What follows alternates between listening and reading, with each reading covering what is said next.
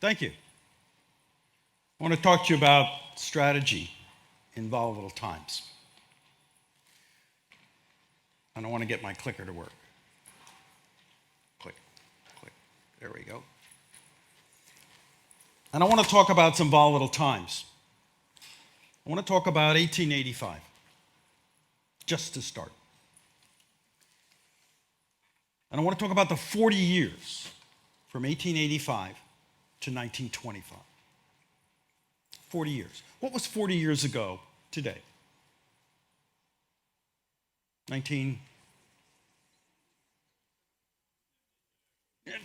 Education's working. 72, great. Vietnam War. All right, so keep in your mind 72 to today, and what's changed in the world, in your world, from 72 to today. I want to take you back to 1885. In 1885, people lit their homes with kerosene lanterns. And electricity, right about 1885, begins to light the night. You can walk out into the street, and there's street lights. And homes in the cities are beginning to get lit with electricity. The first electric tramway between Boston and Harvard, where I got my doctorate, went in 1887. In 1885, it was an all-day adventure to go from Boston to Harvard and back on horseback. In 1887, it was a 15-minute ride each way. All day, 15 minutes. All day, 15 minutes. The telephone was invented, and people could talk to each other over distances. The first substantial increase in communication since the Roman roads. The internal combustion engine was developed, and it brought us automobiles. This is a 1924 model. And it brought us aircraft and airplanes. And it brought us all the industries and structure associated with that. The oil industry grew up, asphalt, roadways, concrete, bridges. All of that happened between 1885 and 1925. Here's an early electric washing machine, a home appliance. The home appliance industry really didn't pop till the 30s and 40s, but it was there. Here's a hollerith tabulating machine, first used before 1900. It's the birth of punch cards and what eventually becomes IBM. It's an electric machine for tabulating and some amount of calculating. Now that's the world turned upside down in 40 years. From kerosene and horseback and dark nights to a world that's not that different from our own. So if you think you live in volatile times, and I'm leaving out the World War, you think you live in volatile times, you don't. These are great times. These are times that they hoped for. These are times where we're not being ripped apart by World War and innovation. Innovation's always good? Well, yes and no. But let's remember that volatile times, this isn't the first time that we've had volatile times. What's happened since 1972 to today? Lots of stuff. Computers, internet. You can watch the movie on your phone. You can watch a movie on your tablet. You can watch a movie on your big screen. You can tweet. You can distance learn. Has it turned the world upside down as much as this stuff did? I don't think so. But that's just my opinion. I remember being at a conference like this in 1965. I'm that old. And we knew what was going to happen in the future. We had futurists then, too. And they were just as future-oriented as the futurists are today. We knew that by 2012, what would happen? We would be able to cure cancer. What's going to happen? We were going to have clean, cheap energy. Probably fusion power, but maybe something else. What's going to happen? We were going to colonize the planets. We didn't know why, but we were going to do it. We were going to have hypersonic continent-spanning travel anywhere in the world in 2 hours. We're going to have automatic language translation, so anybody could sit in a room and talk to anybody else through a little earpiece like Star Trek. No, we knew it. It was going to happen. It was just computers, we thought.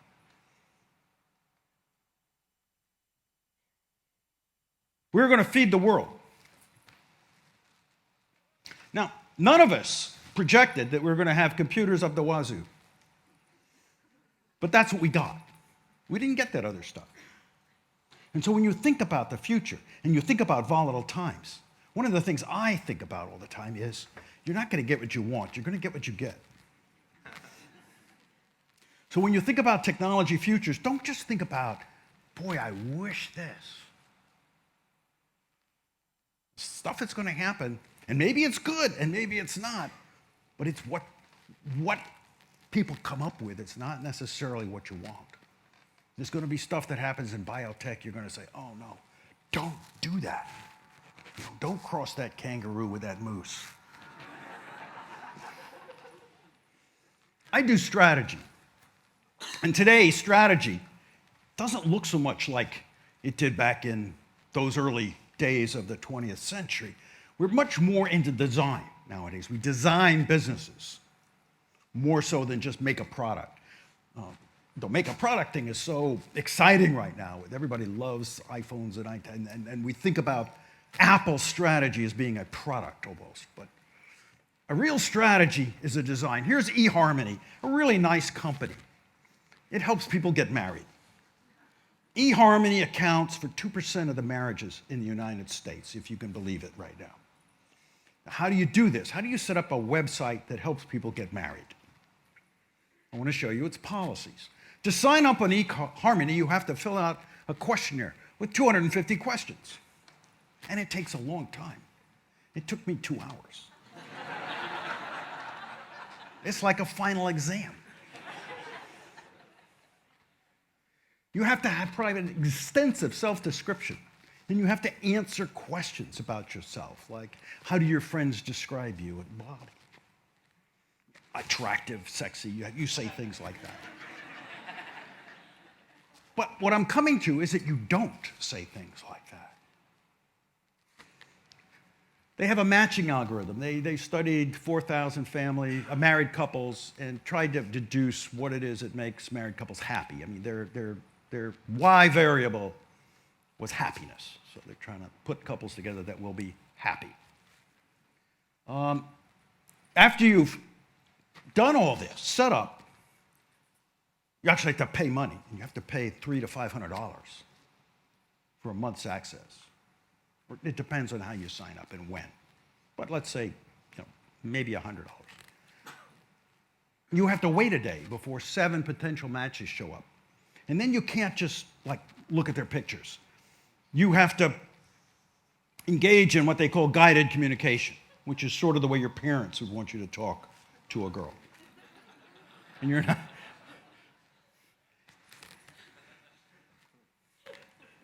And then after that, you keep paying $60 a month. Now, why does this work? Why does this work? There's so many web things out there that they can't make any money. These guys actually charge a lot per month. And why does it work? It works. Look at the cleverness of the design. It works because it keeps out looky-loos.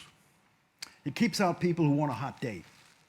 It keeps out people who are only interested in how the potential partner looks. They're just going to scan down 1,000 pictures. It keeps out all that. It filters in only the people who are serious about finding a partner. Now that's design. That's the design of a business system that's carefully balanced. And if you go into this business, you say, oh, let's make it 10 times as big, you're going to destroy it. It's designed to do what it does. And it does what it does quite well.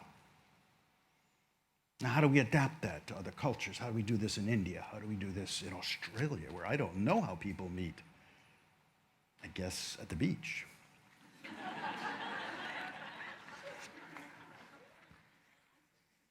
Oh, they're wonderful TV advertising about, happy couples. Actually, the ordinary-looking people, happy couples up there. Oh, It works very great. So that's a successful business strategy. And that's very much what we do today. We're trying to build businesses that help people, involve people, put people together. It's also part of the service economy. How do we do strategy?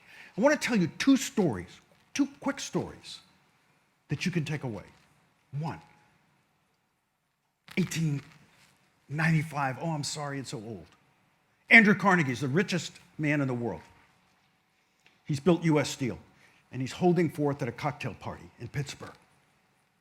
And he's introduced to a young man who's introduced to him as a young management consultant. Well, there are hardly any management consultants in 1895, and it's a guy named Frederick Taylor.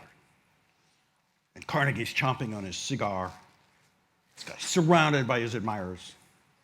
And he turns to this person and he says, "Young man, if you can tell me something worth hearing about management, I'll write you a check for $10,000. A lot of money in 1895. And the room goes, shh. Everybody turns to listen. What's this kid going to say? And the kid says, "Mr. Carnegie, I'd advise you to make a list of the 5 most important things you can do and start on number 1. Now, the story goes, he gets a check for $10,000. Now, when I first heard this story, I was in Pittsburgh, and a steel man was telling it to me. I thought he was making a joke about me, because I was a consultant. And it's like, this is the kind of worthless advice you get from consultants. Because you can open up any self-help book, and it'll always say, make a list. I mean, just write the book yourself, make a list. But if you listen to Taylor's advice, it isn't make a list. If I ask my students to make a list of the most important things in their lives, they're going to say world peace, happiness, religious fulfillment, raising decent children, all these great aspirations. If I say make a list of the stuff you're going to do, get the car fixed, pay the rent, pick up the cleaning. Now, what Taylor is asking Carnegie to do is the heart of strategic thinking. It is. Over here on my left, I have a list of things that are important. And over here on the right, I have a list of things that I can do. And I'm looking for a match. I'm looking for what's the most important thing I can actually do something about. I'm looking for that click. And each of us will come up with a different click. But that's the heart of it. That's what Stephen's talking about when he says focus. That's the focus. We focus on what's really important that's doable. It's not the dream we have. Don't give up your dreams. Don't give up your aspirations. But take a step that you can take and move in that direction.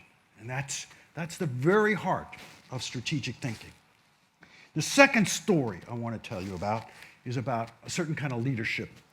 And this is, again, an old story for you, but this goes back to my first job as an aerospace engineer working at Jet Propulsion Labs in Pasadena, California.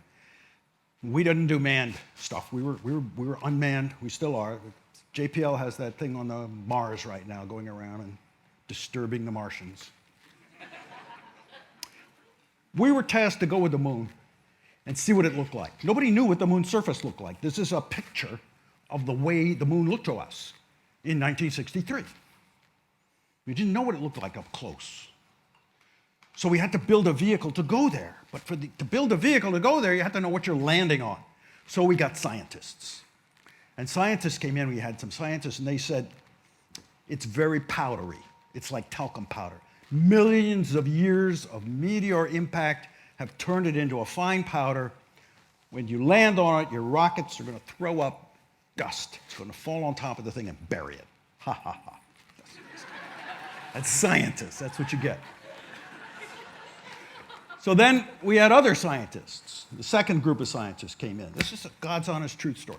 Second group of scientists came in, and they said, no, it's little pointy things sticking up, like the stalagmites go up in the cave. And that had to do with some kind of ablation process and photonic rays. I don't remember the theory, but there were these pointy things that were very difficult to land on. A third group of scientists said, no, it's like giant boulder fields, like a field at the base of a mountain with boulders the size of cars and buses. And if you try to land on it, you're going to fall in the cracks. So what do?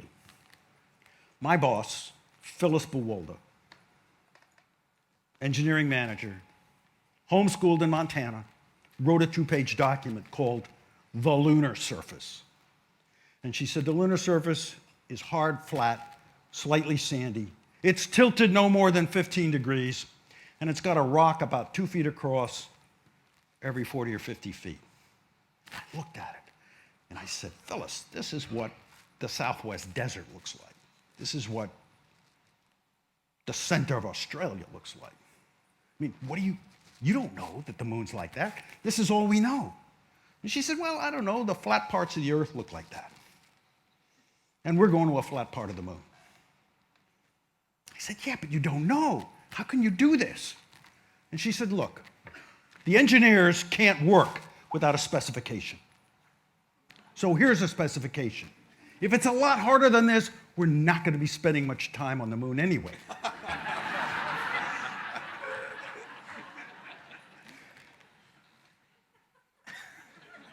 In 1969, the second Apollo mission to the moon, the commander walked over and gave the surveyor vehicle a pinch. You can see it on the moon, and you can see that Phyllis is pretty much right about what the lunar surface was like. Phyllis's story is a leadership story. It's about what real leaders do. Real leaders don't just point and say, double EBITDA. They don't just say, somebody solved this problem. What they do is they take responsibility for how we're going to approach this thing. Taking responsibility doesn't mean if it blows up, blame me. There's a little bit of that. But she took responsibility for creating an organizational environment, an organizational set of ideas, goals, principles, where the people could work. When we had the pointy, powdery, bouldery moon, nobody knew what to do. That's a challenge the organization couldn't deal with. And so she defined a challenge that we could deal with so we could take that first step and get there. And then look around and say, this is what it looks like. So leadership in a volatile world is figuring out how to take these steps and learn about where you are next and learn from Phyllis about taking responsibility.